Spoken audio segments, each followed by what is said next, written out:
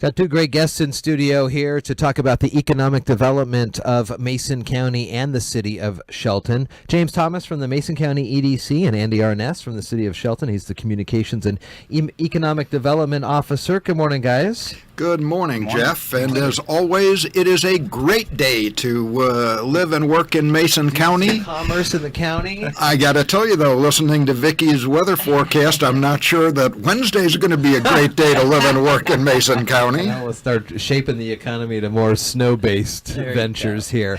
I kind of want to talk with you guys both today a little bit about how, Andy, you in the city, being the only incorporated city in the county, and the EDC work together to kind of bring business and development in.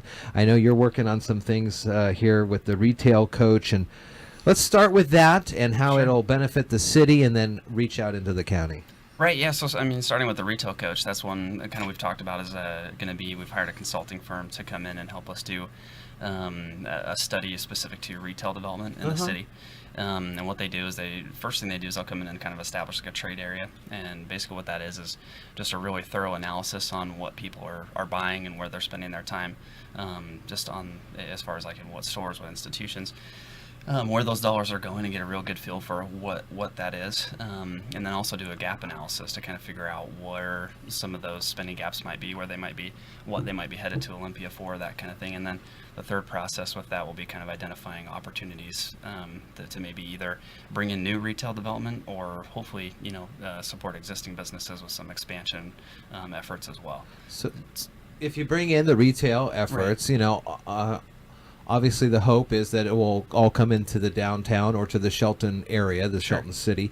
But there may be some opportunities where that will not work. And so how much do you guys work back and forth on, we have potentially a lead here, but the makeup of this business may be better suited to outside the city proper, and that would maybe take a Mason County? Well, I guess I'd like to address that by saying that since Andy came on board, the Economic Development Council and the city are working much more closely together than ever before. The EDC is responsible for the entire county. Sure. So our role is to support Andy in whatever he wants to do. If something came across our transom that fit well in the UGA, Andy would be the first guy that we would call. And I feel the same way that if there was something that didn't fit the city, that presented an opportunity, that Andy would call us. So we work quite well together. Let's talk about the UGA and some of the thoughts moving forward on where businesses can come up, and maybe for those who aren't 100% familiar, even what the urban growth area is, what the UGA is. Sure. Yeah, no, as far as, and honestly, I don't really know how to answer that question at this it's moment, a just tough because one. as far as, that's what we're going to be looking at. And Yeah. so like looking at kind of like inventory and site inventory and that stuff is a big part of this process. So to say, hey, what might go here, I really don't know that yet. But clearly there are some opportunities potentially in the UGA that, hey, if there's some developments that are large enough or whatever that might look like, or if that's more beneficial to be in those areas, that may very well be the case.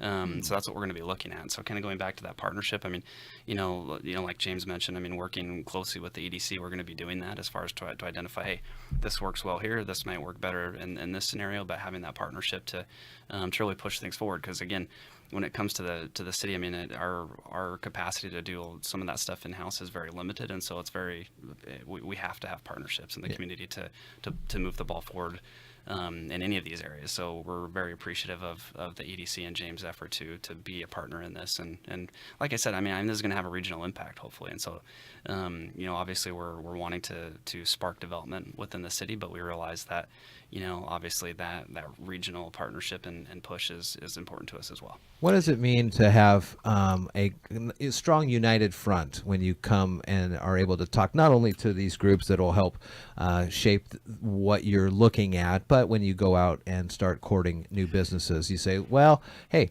we got the cities behind us, the Mason County, the EDC's behind us. Let's move on this. I can't tell you how important that is, Jeff.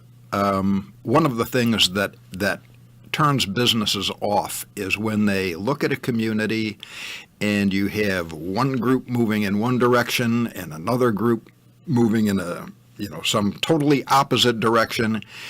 And there's uncertainty about, well, what's going to happen with zoning, or, what are the problems with permitting? Does anybody want to help drive that?